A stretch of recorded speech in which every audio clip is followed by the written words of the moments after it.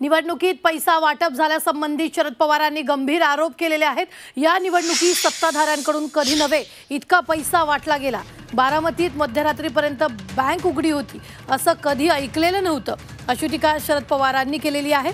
Zee 24 तासचे संपादक कमलेश सुतार यांनी घेतलेल्या टू द पॉइंट मुलाखतीत शरद पवारांनी हे आरोप केले।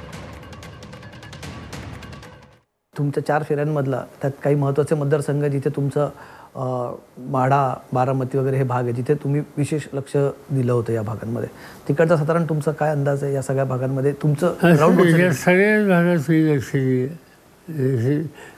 यावेळेच्या निवडणुकीत मी पहिल्यांदा पाहिलं, कधी नव्हता एवढा पैसा वाचला। पैशाचं वाटप ही गोष्ट कधी आम्ही अशी ऐकली नव्हती। तक्रारी यायच्या नाही असं नाही, पण पुणे जिल्ह्यामध्ये बारामती लोकसभा मतदार अमृत नोनी गॅस्ट्रिन, अपचन, ऍसिडिटी, गॅस्ट्रबल ह्यापैकी तुम्हाला कुठलाही गॅस्ट्रिक प्रॉब्लेम झाला, उपाय एकच, अमृत नोनी गॅस्ट्रिन। संघामध्ये रात्री 2 वाजता बँक उघडली आहे आणि त्या बँकेमध्ये 30-40 लोक आहेत, पैशाची व्यवहार चालले।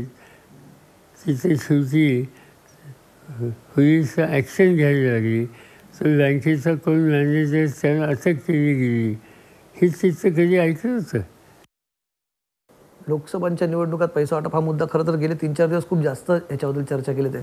नगरच्या निवडणुकीच्या वेळेस किंवा बारामतीच्या वेळेस हा मुद्दा सगळीकडे या निवडणुकीत हा अँगल कधी महाराष्ट्रात तक्रारी यायच्या नाही असं नाही, पण सरसकट घरोघर जाऊन पैसे वाटतात हे कधी पाहिलं नव्हतं। किंवा आपल्याकडे असलेले संस्था, साखर कारखानदारी, त्याचा संपूर्ण कर्मचारी वर्ग पहिल्यांदा घरोघर माहिती कलेक्ट करायला आणि नंतर वाटोफाल देतात। या तक्रारी कधी आल्या नव्हत्या, ते हल्ली येतात। हा बदल आहे। कशामुळे वाटतं तुम्हाला हा बदल कशामुळे वाटतं तुम्हाला? कारण आत्मविश्वास नाही आहे, सत्ताधाऱ्यांना आत्मविश्वास नाही आहे। त्यामुळे आता हा पैसे वाचवायच्या पर्यायाने हा मार्ग स्वीकारला आहे।